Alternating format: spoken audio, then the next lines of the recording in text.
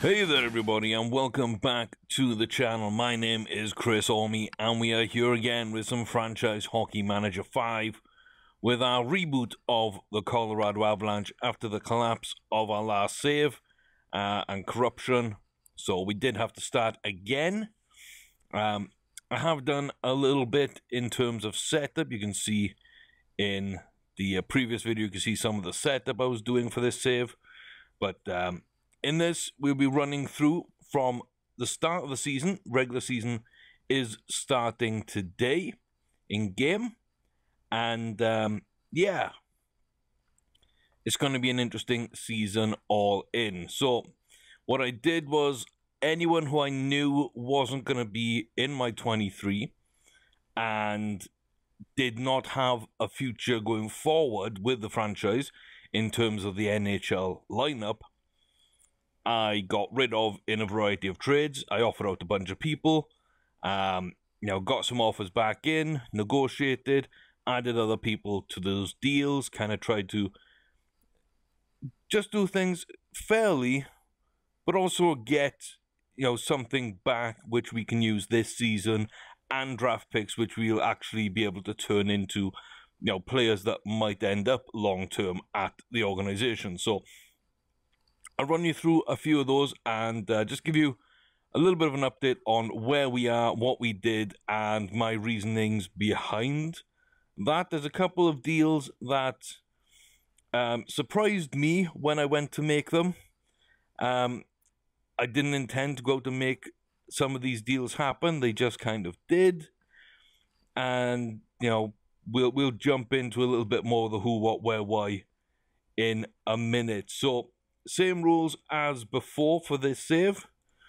No trading save 1, except for a few that I've actually I managed to make work, that I didn't go after anybody to bring anybody in per se, but the players I was getting rid of opened doors to bring people in as part of the same deal. So I've done a little bit more work in season 1 than I wanted to, but we did have 2 seasons under our belt in the last save before everything got corrupted, both footage and save. So I feel that it's not too bad doing it this way. I did not go after William Nylander. I did not go after Colton Parayko. So I broke both those, but I have got a couple of familiar faces from the last save in. I'm only allowed to trade for players on the trading block. I don't believe I actually did that. I don't believe I needed to. Shopped away players. That's the only way I can get rid of players, by shopping them. I did that a bunch.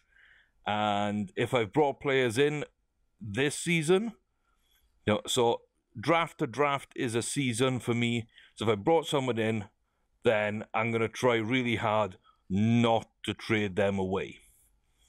So, if you're here, you see out the season. For however long that season is, you see it out with us. So if I trade for someone at the draft, I'm able then to get rid of them in the next preseason. That's technically 2 seasons, even though it's a very short time frame.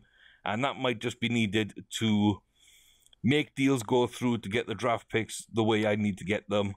Or get a prospect in when I know someone. Say if I know someone's going number 1 overall, like Jack Hughes in this one should be going 1st overall, and I know that, let's say somehow Buffalo gets number 1 pick again, I know they're stacked at center and they're going to be getting Jack Hughes, so I might do a trade to get one of their centers already on roster that probably won't make it for them long term, and I'll trade for them, and I might have to take back some contracts I don't like, etc., to make that deal go through.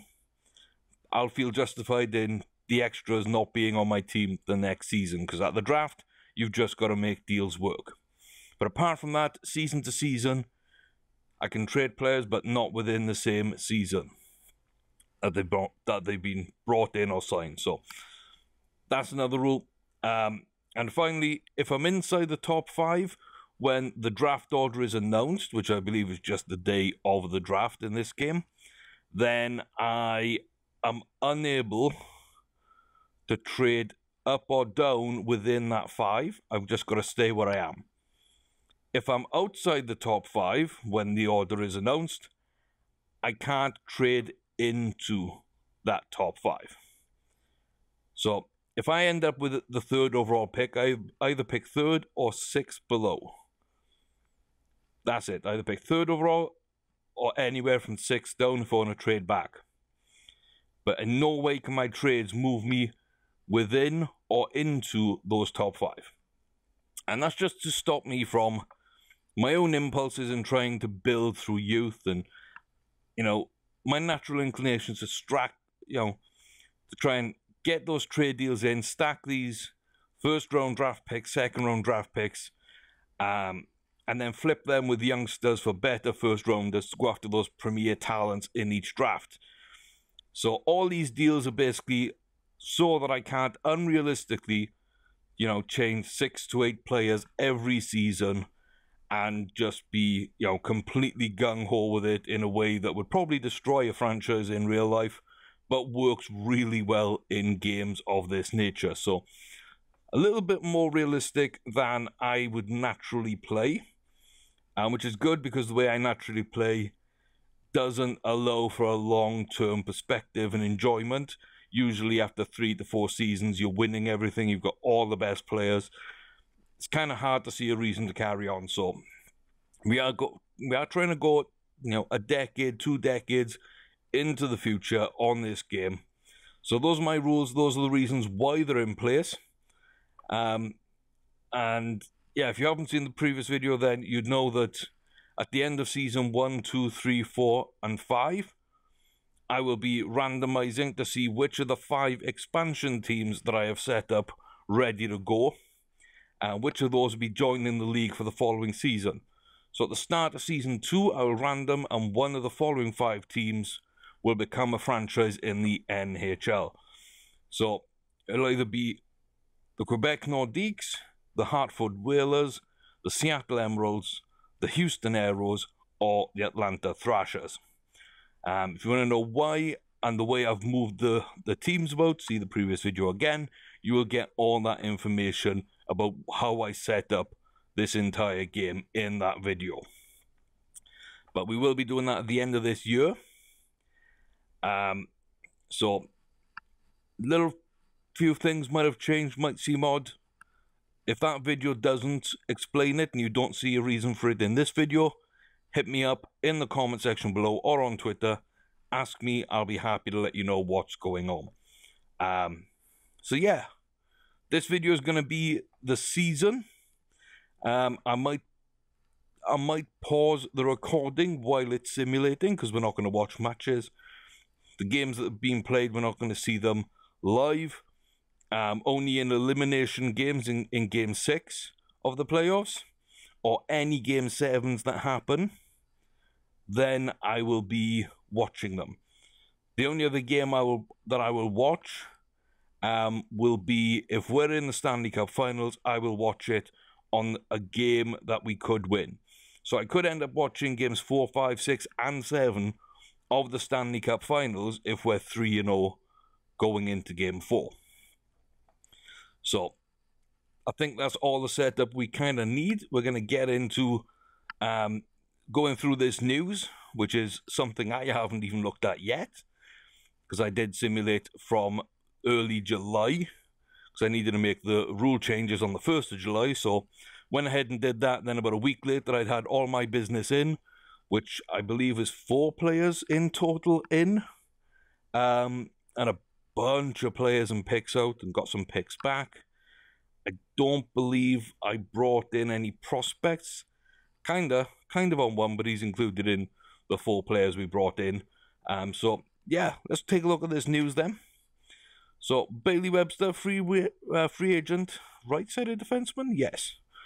Okay, so probably a nothing player, may be used at the draft to maybe used at the draft to upgrade a pick somewhere. Maybe just something to hold on to and see what happens. Maybe just tips some sort of trade deal elsewhere in our favor. But went after him, and glad that he actually got signed up. Dove McFalls, we almost had him. We did get him in the last game. Hold on, he signed a contract with Atlanta. Also, he signed with the Atlanta Gladiators, but because we'd offered him a contract, it looks there as if he went ahead and actually did sign with us. So, I mean, right, I can... No, what? So why does it say he's in Colorado? Did he just sign with the Eagles? 1 second, let me try and figure this out. Wow. Okay, so he signed with the Gladiators and then got transferred across to the Eagles. I'm not sure why. That's kind of interesting, but okay, he's in Colorado, I guess. He's kind of a free agent, so let me just go ahead. No, he's not interested in signing. Why? Because he's got a deal with the AHL team, but he doesn't want to get signed by the major team. That's interesting. We'll keep an eye on that one. Maybe go back to that for the next season. Jim Sanchez, another player we tried to get in. Couldn't get in. You see, oh my word. Oh, look at that. Oh. Shane Bowers is turning into quite a little player there. You see, there's a lot of things going on. A couple of defensive, but 4 offensive skills. Kale McCarr, stamina, bravery, offensive read. He's now up to 2-star. That's awesome. So, can't sign him for this year. But it looks like all 3 of my NCAA players are actually setting up for a good future. Looks like Pasichnuk did not sign with us either off free agency. I did offer them contracts when we were, I think, like 10, 15 million over the salary cap at one point. Because I'd brought in big contracts without getting rid of other contracts, and then had to make everything work. So, looks like the scouting is set up, but I didn't actually get staff. So, I did the entire preseason without getting staff. That is absolutely amazing, and oh my god. I did not realize you could gain 3 points in fighting in one training camp. What the hell was Cow doing? But okay, Tyson Jost with 5. Look at that. Bowers again. Does that...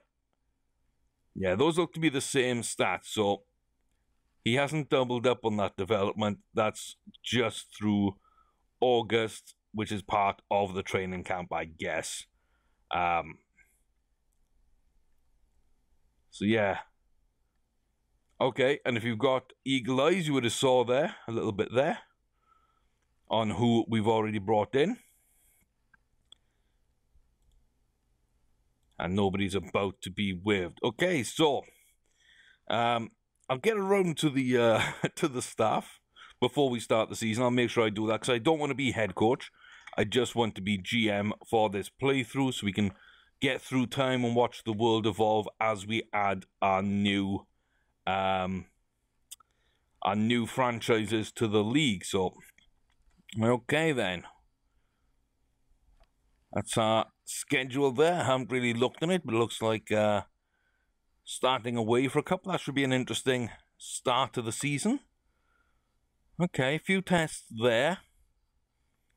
Yeah, a few tests there. So we'll see how that all plays out. But yeah, let's jump in then to the roster and take a look at how the 23 looks. Any injuries before we start? No, there are not. That is fantastic. So, in net, we did get rid of Alamov as planned, hand the reins to Philip Grabar, and let him just go for it. For the next 3 to 4 years, he should be our starting goaltender, and I have faith he'll do a good job. You've got Zadorov and Girard, who are pretty good young defensemen. Really excited about them in real life. Also added in Jakub Slavin as the kind of key man on that left-hand side. Hold down that for the next 5+ years. And he's got a 7-year contract, so I'm pretty happy with what we've got there. I think that's a good left-sided trio, and yeah, we don't really need to add too much there for quite some time, depending on what Zadorov and Girard want in their contracts. Now, on the right-hand side, for now, Johnson and Barry is a lethal 1-2 punch. But at 30 and 27, with those contracts, I think maybe I will look to trade Johnson at the end of this season, and then Barry the end of the one after. We do have some good right-sided defensemen coming through. We've already got Timmins and Milok here. Then Cale Makar, of course, is the big one that comes through at the end of this season, hopefully for next season. So with Barry leading the line, then Milok, Timmins, and Makar, I think that's a very, very good defensive core that we have in place. And really, apart from Barry, that will be a very young defensive core that we don't need to touch. So I'm pretty excited with how the whole back end is kind of set up right now. So we will see how that performs. On the left wing, of course, we got Landeskog on the first line. I'm going with newcomer Sebastian Aho on the left wing, second line. Kerfoot will slot in for third line. Looks like he's grown from 2 to 2.5 star. I think he was 2-star anyway. And Kamenev has stayed a 2-star. He will be our fourth line left wing. So, again, some young people there. The captain right up there, doing a decent job for us. So, I think that's pretty much sorted for a long time. We don't need to mess with that. So it depends who comes up in the draft and where we need to make changes. Depends on the contracts.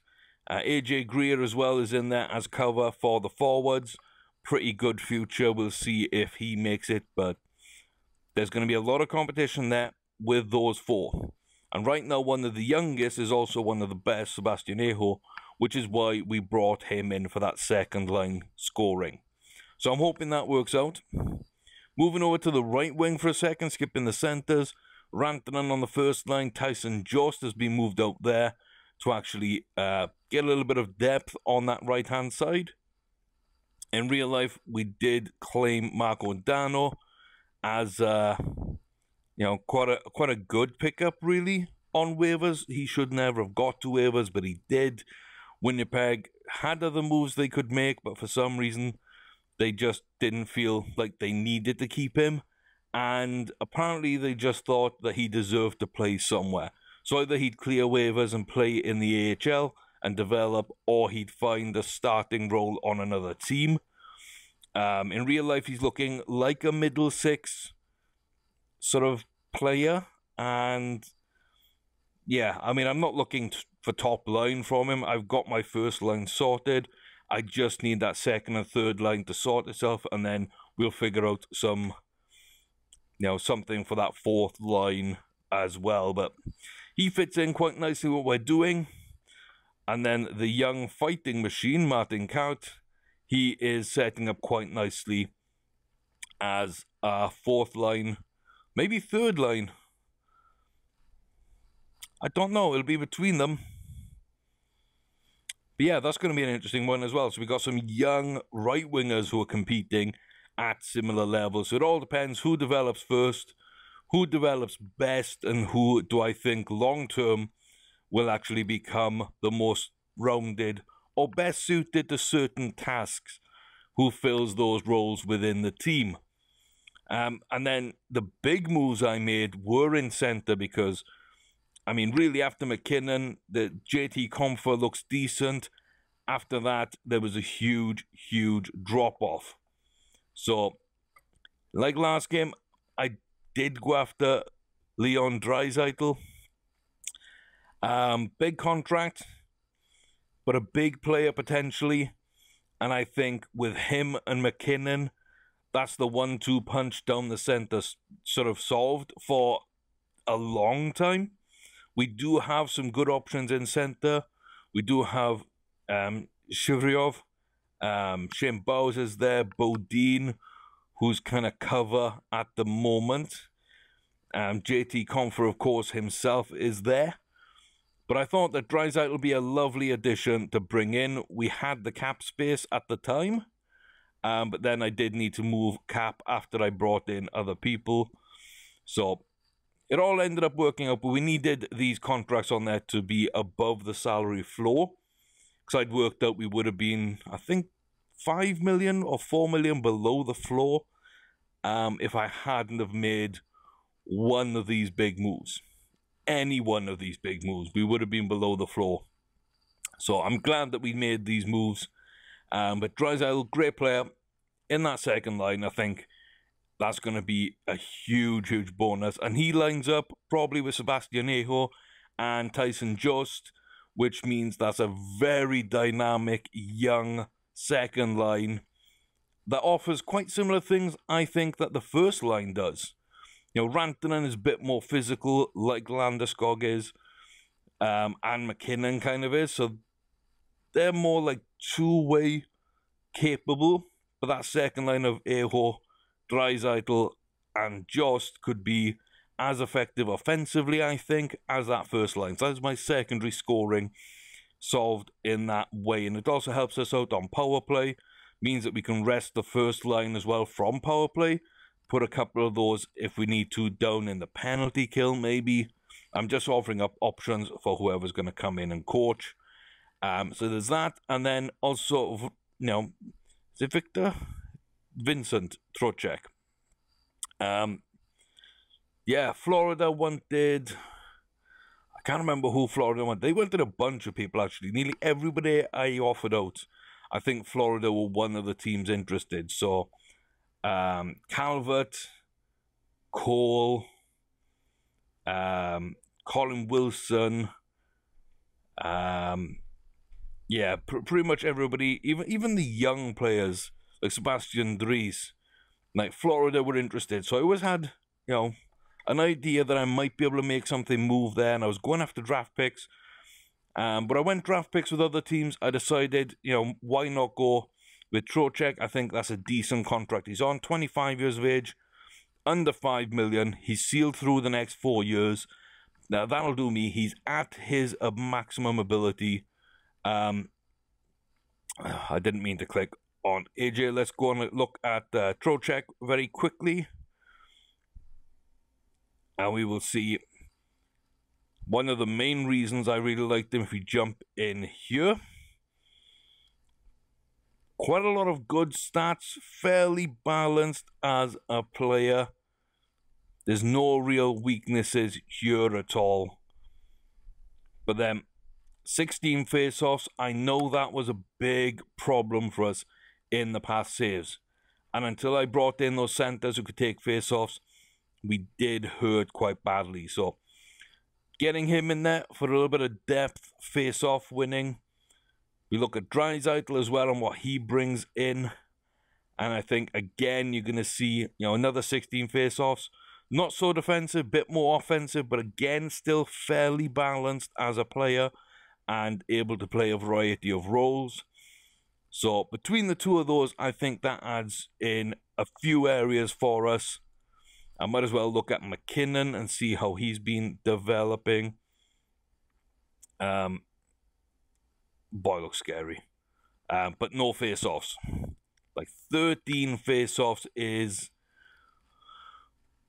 quite low. But he's not known for face-offs, so I didn't feel the need to mess with that stat. That's just something, if he's got room to grow, which I'm not too sure on, I don't know if that will grow over time.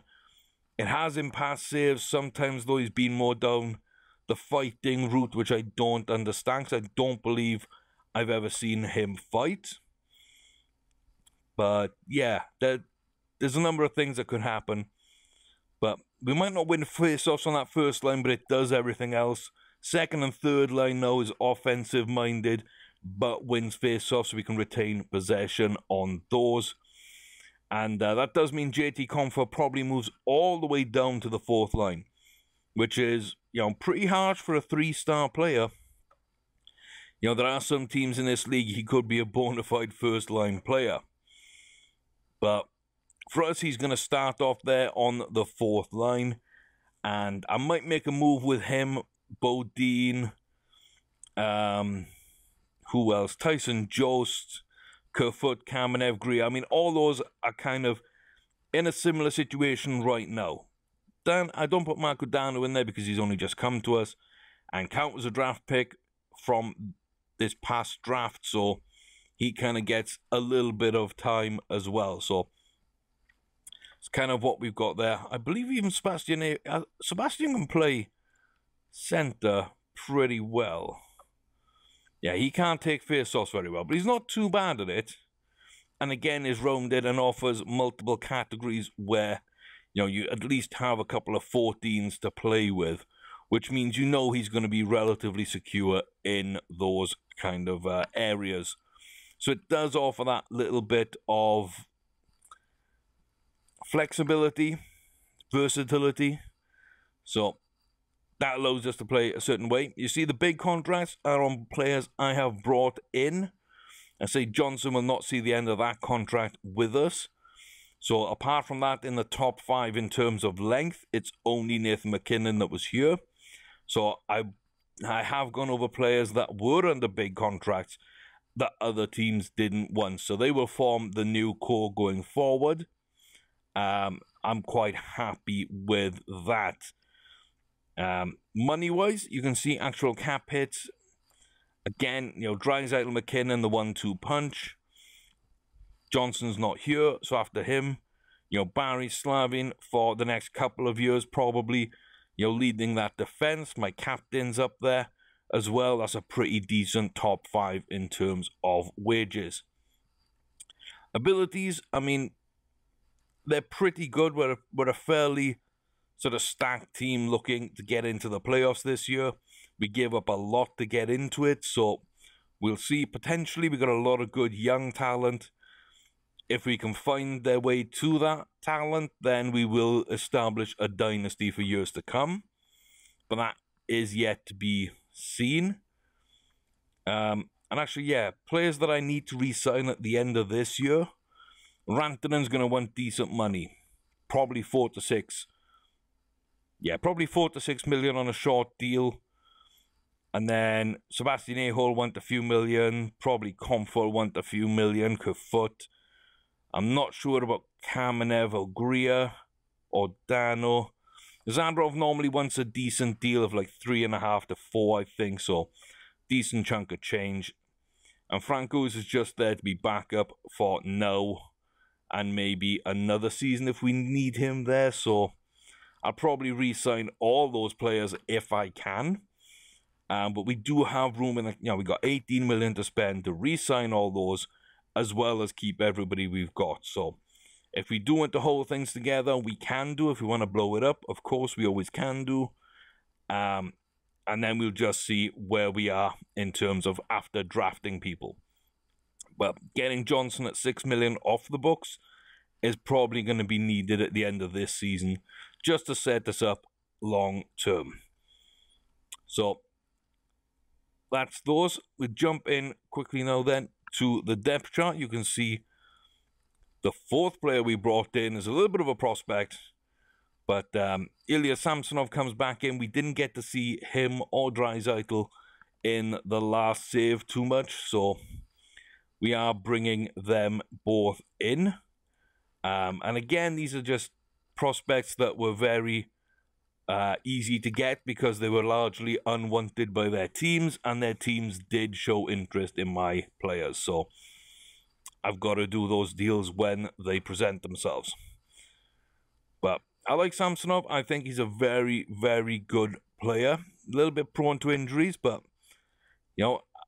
at least I know that Grabauer should be safe for the next few years, while Samsonov's becoming a big sort of, superstar goaltender if he gets there.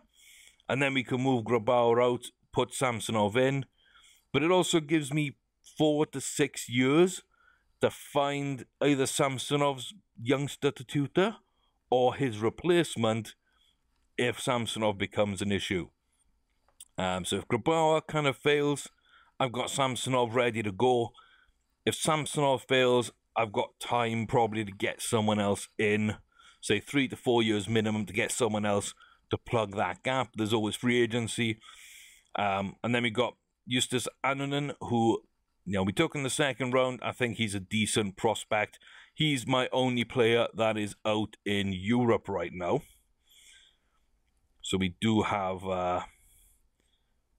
those there. You can see Cale Makar looking really well playing in the NCAA. So is Sampo Ranta and Shane Bowers. Two big prospects in Bowers and Makar. Ranta is a decent little player. If any of these that we mentioned before do fail, and I do need to replace some of that middle six, bottom six kind of forwards, he will offer something going forward, as will Shivryov. So we'll see how that all works out.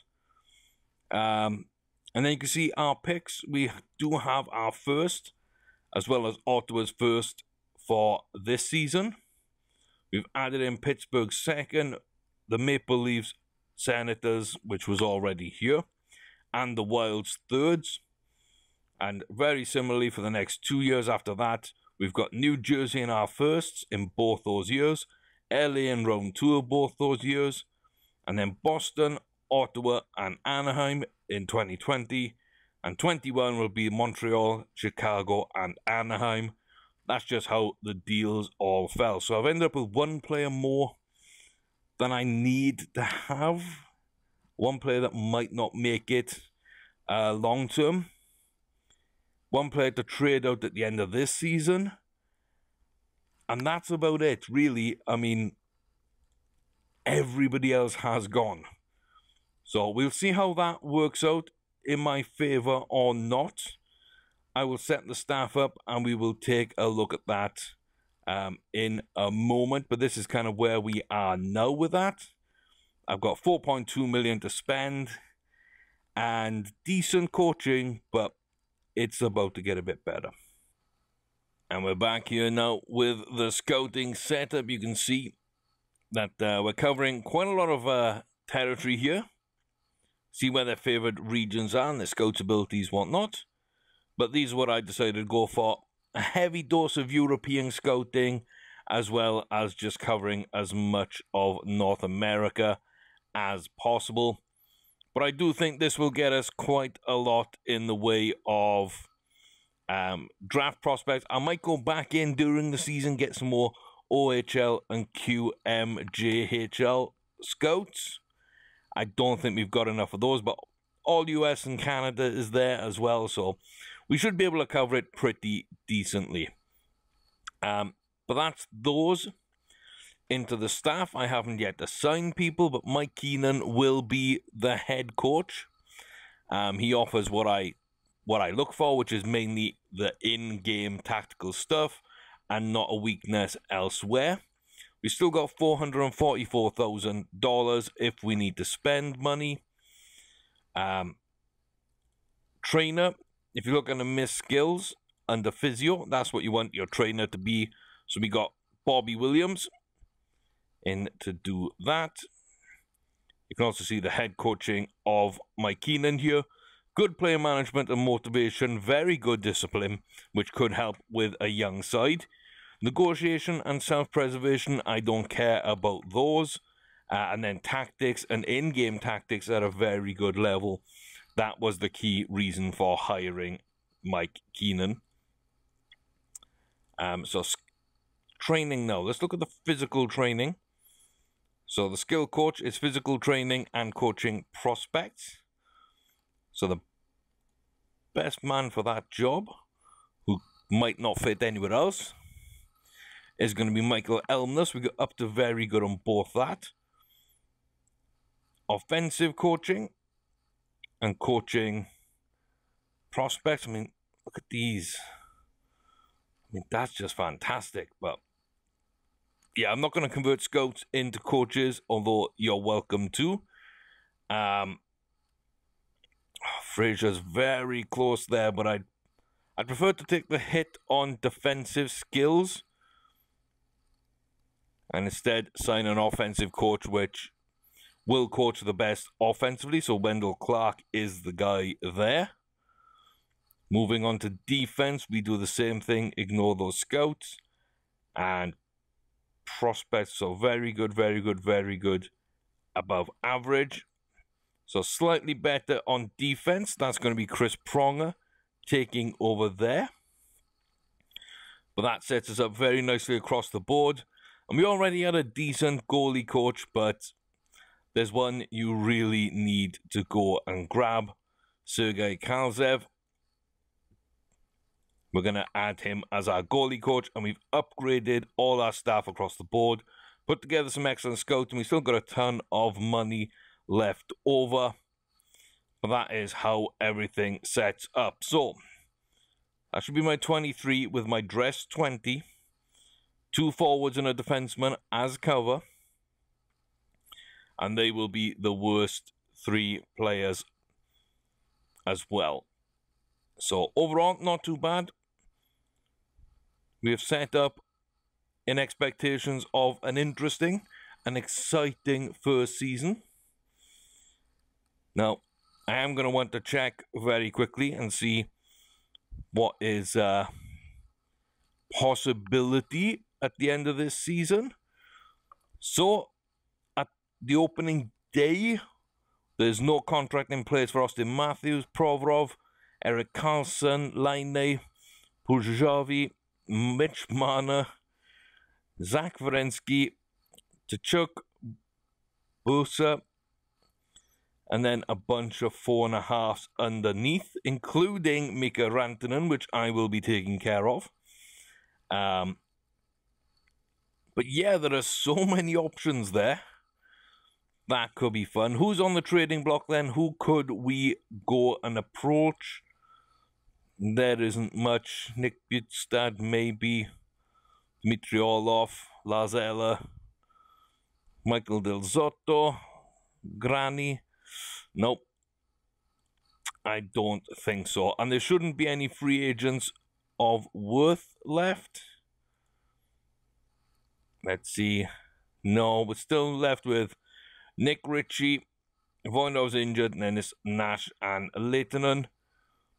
So one thing I do want to check is what happened to Willie Nee? William Nylander. Looks there like he signed a very small deal indeed. Let's take a look at this. Yeah, $379 for 2 years. And in real life, it's looking more that he wants, what do I see, 7.8 for the next 7 years, I believe. Which would be quite a high cap hit. And yeah, I'm not sure he would do that deal as it stands, but in game, we did not trade for him, and he did re-sign. So, as we're coming towards the end of this video, let's get the simulation done. And I'll be back with you at the end of the season. We'll take a look at player stats, team stats, and game ratings just to see kind of how everybody did, what our weaknesses are, etc., etc. And I'll be back with you once that is done. And we're back at the end of the season. I have covered up a regular season record. It's a little surprising, so why not make it a surprise? So comment down below what you think the record could be with the side that you saw. The players, the transactions. Only brought in 4 players, but also brought in a whole new coaching staff. We have young players, they do develop quickly, so take that into account. I think 95 was our total last season. So have your say down below. You can see we got 2.3 for a new deal for Comfort to come back. Wanted to get these deals Up and done. Yes, I know. So Kafut, he signs his deal. We got Dano done. I think Kafut was a couple of million. Dano was $1 million. Franco, I believe. Yeah, I think that's a 2-year deal, $1 million a season. Zadrov, I believe, was 2.5 to 3 million. Sebastian, that was, I think that's a 2-year deal. So he actually got a decent amount of money. I think maybe more than I expected. Zimika Rantanen, he gets himself a big-ish deal over the next 3 years. Kamenev, Greer also sign. Developments, I'm going to be jumping past these, so do pause, get your things in, see where they are. I'm taking a brief look as we go past. And then the first month, 11-1-1. Great start. Hit the ground running. You can see there. Into a few nice bits being picked up.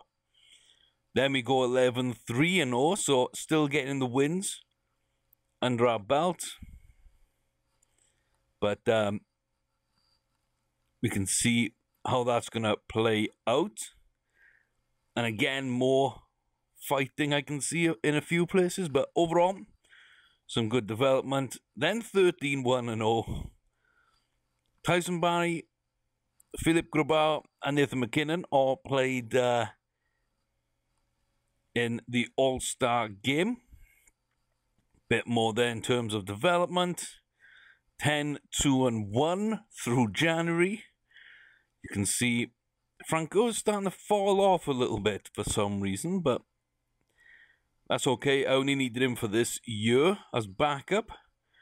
Maybe next year as well, but after that, I think we'll be fine moving forward. But not bad development. A little bit low.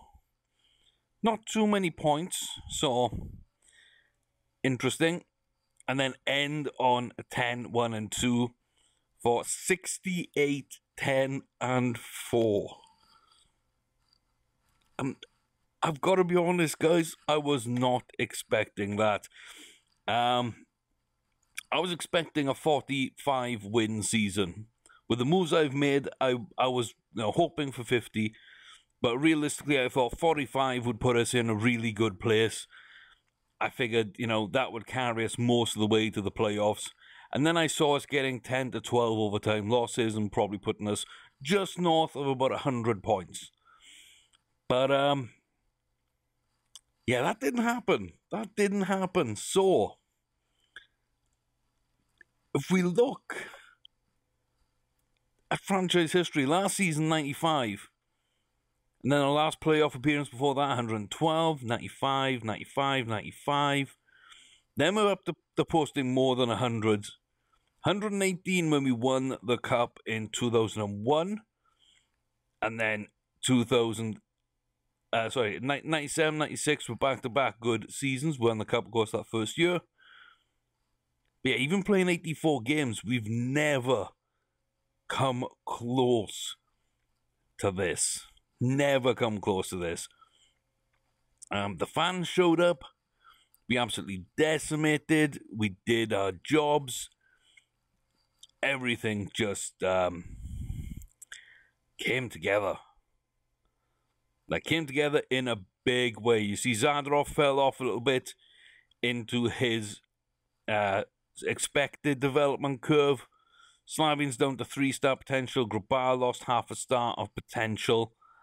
Girard as well. So we're now seeing the true values of the players. Don't expect what you first see to be their ending results. Eric Johnson's falling off quicker than Barry is. Seymour Locke's potential has come down as well. And then what surprised me is both Trocheck and Draisaitl kept at 3.5 stars. I was really expecting one of those two to fall back. But the fact that they didn't, I think, is what has given us the record we've ended up with.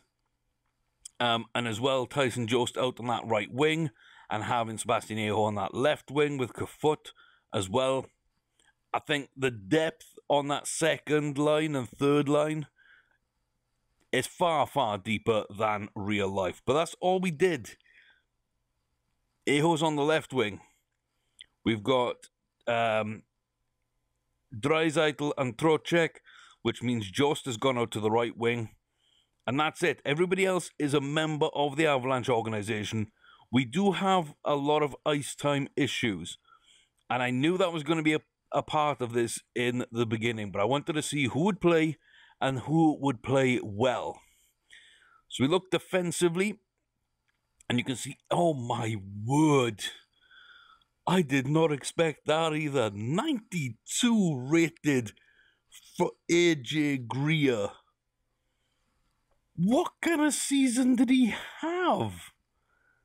One game. That's why. Okay, that makes more sense.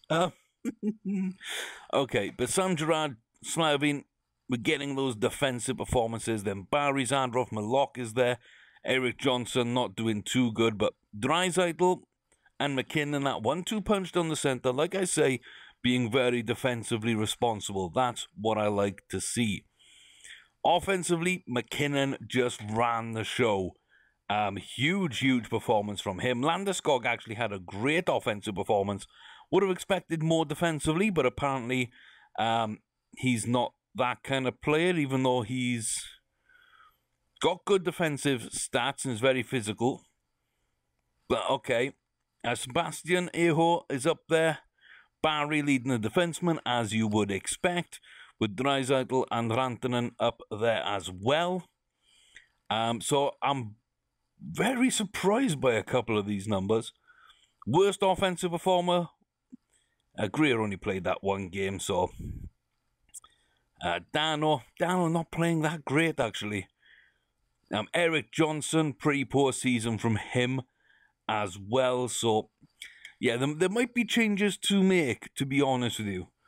Looking around here, there might be changes to make, and that'll help out on deciding where we go with our middle six going forward for that extra ice time. So, we know where we're finished with a record like that. We know where we finished. So, let's take a look then at the division. So, Washington. Wow. Big season from Washington. Tampa Bay doing well up there in the Atlantic as well.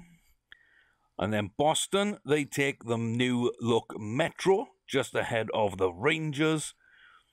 Interesting there. So far, so good out to the bottom of the pile. So, the Jack Hughes sweepstake is on. LA post 100 points, just ahead of the Oilers and Sharks. And then we decimate the league with Winnipeg and St. Louis Blues. Look at the wildcard races. Who made it through? You can see Washington, Tampa Bay, New Jersey, Boston, Rangers, and the Maple Leafs with Pittsburgh and the Sabres. So the Flyers just miss out. That is very unfortunate. They did win the Cup in our first save in that first season, so we will not be seeing a repeat of that, but they come close. And I'd expect to see them do better moving forward, especially probably next season when Pittsburgh they will fall off. They will slowly start to fall. So it does open up room in there. I don't see too much of who's going to come from behind. And in the West, you got LA, Edmonton, San Jose, ourselves, Winnipeg, and St. Louis. And the Predators and Stars come out of the Central with us as well. Chicago, not a bad season for them. The Knights don't get back to the playoffs. And yeah, there's not too much in terms of pure change there. So we're going to quickly run through the stats for both players and for the league, for the team. You can already see a bunch of stuff. Oh my God, some of it is scary. But okay. Let's see then. Goals, 51 for McKinnon. Absolutely phenomenal from him. Taylor Hall, Ovechkin, Ben, Kreider, Marchand, McDavid, Neil, Oshie, Scheifele, Austin Matthews, and Tyler Seguin all posting 40-goal seasons, as does second line Leon Draisaitl. So that was probably the pickup that put us over the top, that makes a difference between a 100-point season and 140 points. I think he is a huge part of that. The assists. Kuz actually gets the top-notch award there. I was going to get him instead of Draisaitl. Yeah, it was just easier to get Leon because Edmonton wanted a couple of players. So it was easier to deal with them when Washington didn't really want too much of what I was giving up. I think they wanted... What did they want? I think they wanted Colin Wilson. And they wanted somebody else. One of the young defensemen, I think. I can't remember which one. But yeah, there was some interest, but there wasn't enough to swing a big deal, whereas Edmonton wanted multiple people, which allowed me to swing a deal. But McDavid, Nikahishe, Claude Giroux's there, Tyson Barrie, 60 points, absolutely dominating there as a defenseman. I'm guessing that, yeah, a lot of those did come on the power play. So he is feeding the new look players that, you know, the increased depth versus second and tertiary scoring. Crosby's up there. Will Butcher, what a season Will had. My God, we're seeing a couple of defensemen really have career years there. And I wouldn't have expected it from either of them that high. Taylor Hall, good for him. Ovechkin, Vrensky, and Sebastian Aho's up there. You got Barkov, Bergeron, Matt Duchene. Then comes in Landy, John Monahan, Rantalen's up there, Klingberg, Kucherov, Sarge, Scheifele, Ben, Kyle Connor's up here. Then a bunch of other players. Arvidsson, Forsberg, Andrew Johansson from Nashville. Eric Carlson, big assist, Krug. Then John Carlson, Jonathan Huberdeau, Brad Marchand, and Steve Stamkos. Draisaitl just misses out on the 50 club there. So points, point per game players. Is anybody here? Yeah. Evander Kane just makes it. Limited game time, but just makes it. He missed 4 games. Arvidsson, he picks up his point per game. And then Kyle Connor, upwards. So Hische is there. Sebastian Aho's a point a game player. Landeskog's above that, as is Voracek. Pasternak, Sagan, Neal, Forsberg, Kreider, Rantanen. Good season from him. Duchene, Kucherov, Stamkos, Barry, Goudreau, Huberdeau, Draisaitl, Oshie, Marchand, Giroux, Ben, Scheifele, Ovechkin, Hall. Being the first of the 100-point players in 77 games. That is impressive. 110 in 82 for Connor McDavid. You got Kuz on 112 in 71, which is outrageous. And McKinnon, I mean, I don't know which one would be. I think it's close between Kuz and McKinnon for point per game. I don't think there'd be too much in that. So 121 and 79, I mean, that's got to be... I got to figure this out. 121 divided by 79. That's 153 and change. It's 153 and change. 1577. Yeah, Kuz is absolutely steamrolling. If he'd played extra games, he would have been the overall points leader. Which, yeah, that's just crazy. Power play goals came for, let's see, if it'll sort, McKinnon, Hall, and Palmieri. That's a scary line there on the power play for New Jersey. Look at that. 2 players with 14 power play goals. Wow. And power play points as well. McKinnon getting a lot on there, as is Barry. Landeskog's available as well. Jonathan Huberdeau having a great season. Short-handed goals. Bunch of players on 3 and 2. No real huge names I could see there at first glance. The short-handed goals, short-handed points, McDavid creating a lot of those chances. And the game winners, Mark Scheifele with the 12 there, taking that. So, Yeah, we must have been fairly spread out. Game rating, best player in the league was, of course, McKinnon. And then, we don't count you, Connor McDavid just behind. Morgan Riley, top defenseman. Barkov, very nice season from him. And then Ekman Larsson and Krug finishing off our top 3 forwards and top 3 defensemen. So, yeah, that's pretty spectacular. Let's jump onto goalie stats. I want to look at everybody's played 55 or more. Save percentage. Philippe Gravatt, 0.922 is better than he did in the first save for us. So I'm glad to see that. But Braden Holtby had a phenomenal season. Corey Crawford, a very good season as well. As Ilya Sorokin, we did pick him up in the other game. He's having a great little go in this one. Shutouts, Grabau, then Crawford, Koskinen and Ranta.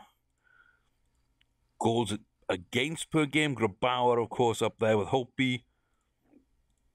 No empty net goals for Grabauer. Playing with the lead will do that to you, I guess. And then the most wins, Grabauer, then Hellbuck, Crawford, and Matt Murray up in there. Absolutely unbelievable. Looks like we performed well all over, really. So Mike Keenan did a fantastic job. I didn't bring too much in. I didn't mess about with too much. I went with youth primarily. I flooded the team as much as I could with sort of second to third line players, and didn't really worry about the fourth line or penalty kills. We'll see how that worked out for us. So goals per game, 4.43, ahead of Washington and Winnipeg there. First in the league, but also first in defensive goals against, 2.13, ahead again of Washington, who were the other team to beat, it seems, so far. LA doing quite nicely, as did St. Louis as well. I always call them San Luis just because of Martin San Luis. A little bit of a fun one there. We are getting shots away, which is good. We're not allowing shots, which is awesome. We're above average, almost in the top 10, just outside in face-offs. We don't block shots. We don't hit very much. Yeah, not much at all. Takeaways, not too bad, but not very good. And giveaways are really low. So I'm pretty happy with that. What's that? That's 65 more takeaways. That's pretty spectacular. And injuries, not too bad. Not too bad. We kept it sub 200. 189, I think a lot of little injuries. A lot of players missed 3 to 4 games, I believe. So they must have just been out day to day through a couple of our stretches. Philadelphia probably lost out on the playoffs because they did get wrecked there, you see. Florida, not a good season for them. Nashville, Anaheim as well, north of 300. New York Islanders at 105. Columbus at 96. Blackhawks at 80. Rangers at 80. Oh, sorry, Blackhawks 81. Rangers at 80. And the Dallas Stars, only 58 injury days across the entire season. That is ridiculously good luck. But yeah, that's kind of where we go now then. Over to the next day. And we should be able to see the playoff bracket just to end this video. And we will be able to see exactly what we have ahead of us. So I expect us to be good in the regular season. I know how to build that roster. I don't know how to build a playoff roster. At the same time, I'm not very good when it comes to that side of things. So looks like we've got Dallas to begin with, and St. Louis with Winnipeg. Nashville head to LA to open their series, and San Jose go up north to face off against Edmonton. You got Buffalo heading to the Washington Capitals. Looks like the Maple Leafs going to New York to face off against the Rangers. It's Pittsburgh and Boston, and the Devils head to Tampa Bay. So that's some good matchups there. I'm gonna... Oh, I don't know who I'd pick in most of the... I think Washington I pick because very good offensively, defensively. Hope Beast and Ovechkin, I think there's enough there. They've got a superstar attacker, superstar goalie. They've got good pieces scattered elsewhere, and they proved over the regular season how good they were. I can't pick here. I can't pick here, and I can't really pick here either. I mean, Taylor Hall, Nika Hischier, Conor Schneider, then Stamkos, Kucherov, Vasilevsky. I mean, it's tough. It is tough. Edmonton, I mean, Connor McDavid, can he make something happen in the playoffs? Can he make something happen? Can the Kings get something going? Nashville are decent. San Jose are decent. I never can predict teams like LA and Edmonton, who I think should win those matchups, but I'm really not sure they have it in them. So we will see. Winnipeg are really tough, but then so are St. Louis against us.